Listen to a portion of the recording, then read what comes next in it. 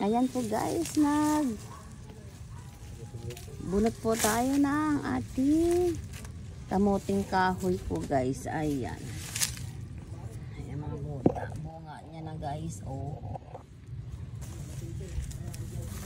Ay, magbubunot lang kamuting kahoy guys. Para may pang merienda mamaya.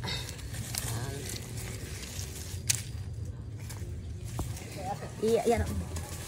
Ayan po ang bunga niya guys. Oh, ang lalaki. Ayan.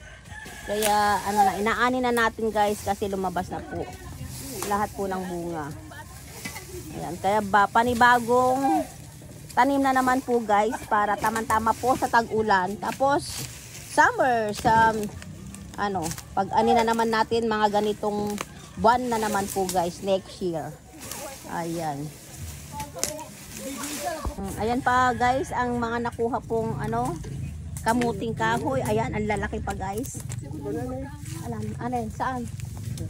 Ayan pa guys yung mga nakuha pa namin dito guys. Mga kamuting kahoy. Ayan. Ayan pa rin yung mimerindahin po nila bukas guys. Ayan.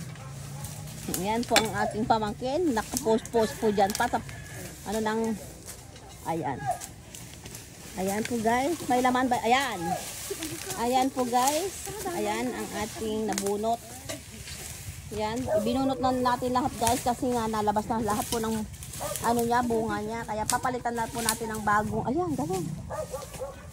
Ayan, papalitan na po natin ng bagong guys, tanim. Ayan. Ang ating ayan. Ang laki ng bunga niya guys. Ayan. Ayan. Ayan siya guys. Ayan po guys, yung nakuha po natin kamuting kahoy doon sa taniman po natin guys. Ayan. Ayan po siya guys. Binunot na natin siya guys kasi yung iba, ewan ko ba, may napagbunutan na po guys. Inunahan na tayo.